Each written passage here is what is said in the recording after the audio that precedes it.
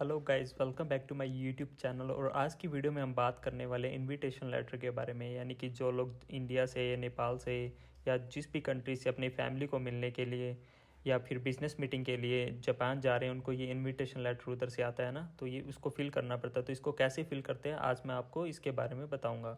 तो जैसे कि आप देख रहे हैं, ये लेटर ऑफ इनविटेशन का वर्ड फॉर्मेट है। ये आपको गूगल से डाउनलोड करना होता है, तो आप लिख सकते हैं letter of invitation for Japan Google के ऊपर, तो ये फॉर्मेट आपको मिल जाएगा।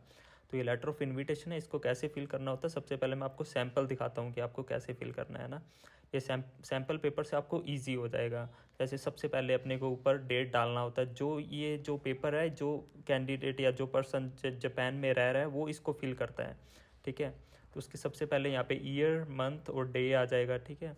उसके बाद टू एम्बेसडर कॉन्सुलेट जनरल आ रहा है इधर ना लिखा हुआ, तो यहाँ पे यदि दिल्ली से अप्लाई कर रहे हैं तो दिल्ली आ जाएगा, इधर दिल्ली इंडिया आ जाएगा ना, इधर काठमांडू नेपाल लिखा हुआ है।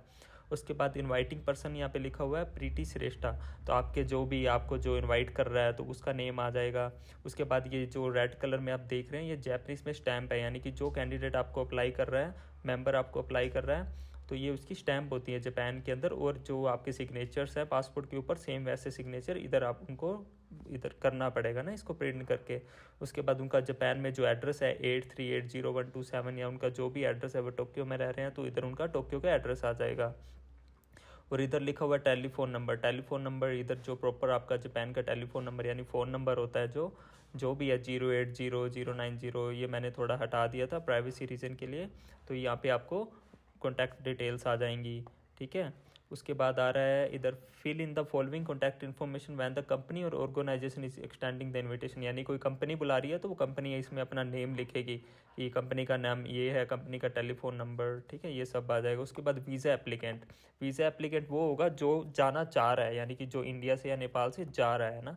तो मान लीजिए प्रीमा श्रेष्ठा, ये ऊपर जो इनवाइट कर रहा है उनकी सिस्टर है। उसके बाद मेल एंड फीमेल में फीमेल पे टिक करती है क्योंकि ये फीमेल है। उसके बाद इधर डेट ऑफ बर्थ आ जाएगी, एज आ जाएगी।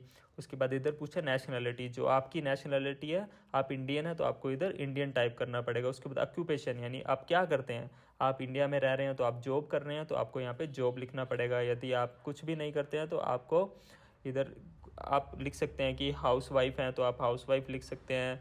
यदि आप कुछ भी जो भी आप कर रहे हैं वो आपको इधर लिखना पड़ेगा। उसके बाद आता है कि the purpose of inviting the above person is follow as, यानी कि जो ऊपर बंदा आपको इनवाइट कर रहा है क्या पर्पज़ है आपको बुलाने का।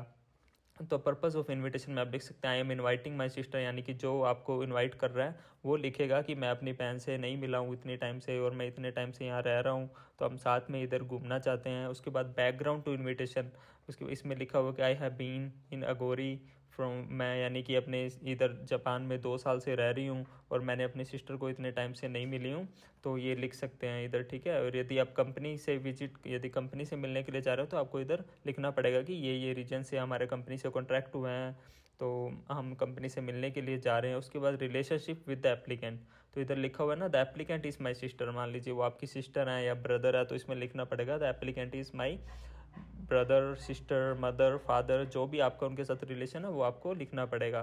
तो ये फॉर्मेट वर्ड में भी है, तो इसको आप पीसी से भी टाइप कर सकते हैं। मान लीजिए इधर दिल्ली इंडिया, आप दिल्ली इंडिया से अप्लाई कर रहे हैं तो इधर दिल्ली इंडिया आ जाएगा, इधर सब डेट्स वगैरह आ जाएंगी। तो ये बिल्कुल ईजी वे होता है, तो आप ये फॉर्म आप फिल कर सकते हैं, ठीक है। इसमें कोई भी मिस्टेक नहीं होनी चाहिए। और सबसे बड़ी बात की ये ज़्यादा पुराना नहीं होना चाहिए। मान लीजिए आप 1 हफ्ते के बाद वीज़ा अप्लाई कर रहे हैं तो आपको ये जो ऊपर डेट्स लिखी हुई है ज़्यादा ओल्ड नहीं होनी चाहिए, तो ये वैलिड नहीं रहेगा, ज़्यादा ओल्ड हो जाएगा तो। और साइन भी आपके पासपोर्ट से मैच करने चाहिए ना। और ये जो स्टैम्प होती है ये डेफिनेटली लगी होनी चाहिए, इसको कोरियर करके मंगाने की ज़रूरत नहीं होती है। यदि आप फैमिली विजिट पे जा रहे हैं, यानी आप अपने किसी मेंबर से मिलने के लिए जाए, तो आप बस उनको बोलिए कि ये फिल करके आपको वो स्कैन सेंड कर देंगे, तो आप इसका प्रिंट निकाल के भी यूज़ कर सकते हैं। और ये डिपेंड करता है एम्बेसी और कॉन्सुलेट के ऊपर। यदि आप मान लीजिए डिपेंड करता है, इंडिया में रिक्वायरमेंट्स कुछ हो रहे हैं, नेपाल में कुछ हो रहे हैं, अलग अलग कंट्रीज़ में कुछ हो रहे हैं, तो वो आपसे ओरिजिनल भी मांग सकते हैं। कुछ कंट्रीज़ में ओरिजिनल नहीं डिमांड करते हैं, तो इसी तरह ये नॉर्मल सा प्रोसेस होता है। तो आप इस डॉक्यूमेंट को फिल कर सकते हैं बिल्कुल। और यदि आपको कुछ और भी इन्फॉर्मेशन चाहिए या आप इसको फिल नहीं कर पा रहे हैं तो आप मुझे कमेंट भी कर सकते हैं, मैं डेफिनेटली आपका रिप्लाई दूंगा। और इस चैनल को ज़रूर सब्सक्राइब कर लीजिएगा और वीडियो को ज़रूर लाइक कीजिएगा।